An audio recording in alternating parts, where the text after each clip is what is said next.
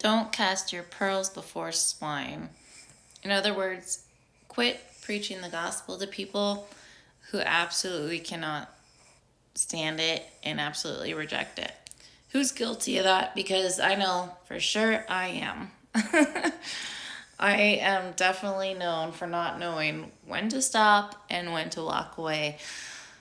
So, what's the fine line? What's the telling point? When to just say, okay, you're done. Um, even in Matthew 10, Jesus says, go to the disciples, go and preach, and then whoever does not receive you, dust your feet off and just leave, walk away. So the answer, I think, is in the following verse in Matt 7 or Matt 6, when it says, it goes from the point of view of the person preaching the gospel, like just stop pushing it on people.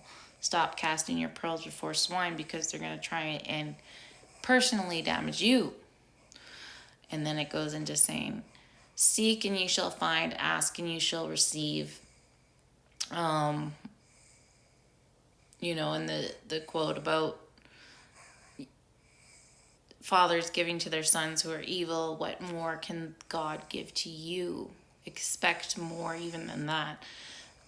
So it's the person whose heart has already been asking the questions, who has already been wondering and thinking and saying, God, who are you? And then you show up and preach the gospel and you preach Christ, and it will be well received.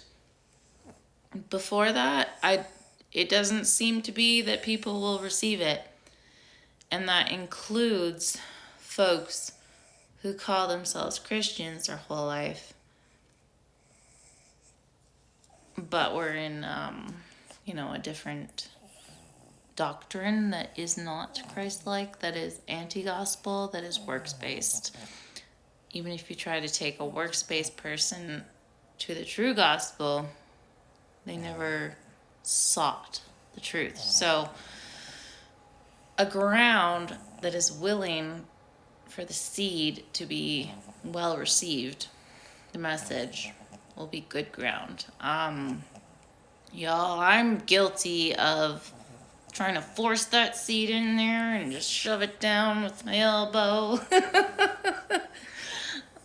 I think that is, and the beautiful thing is God has grace even on me and you or anyone else who finds it intolerable how poorly received the truth is and how we just want to cram it like it's the truth. How do we just want to make the truth known by our own force and our own will? God still has grace on us then, but the true rest is just trusting Him, trusting that the message carries on out of our mouths. It doesn't need to be forced.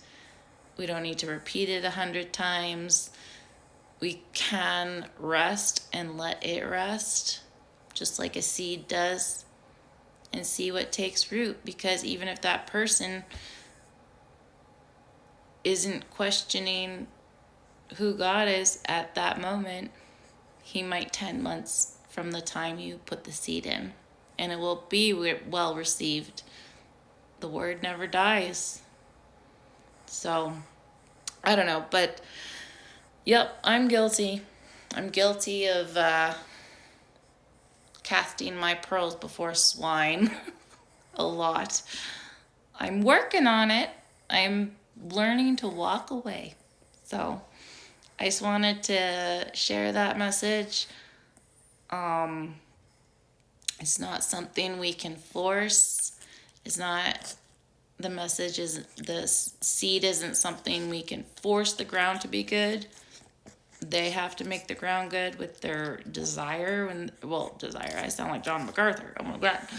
They have to make the ground good with, with their seeking. Seek and ye shall find. So if they're not looking for God, they're not going to hear the gospel. I think when you and I and all of us heard the gospel, I think at the very least we were open to the truth and wanting the truth. So that's where the other side needs to be. They might be enjoying the lie. A good portion of them are. So we can't force a good seed into a lying, toxic soil. So thanks for listening.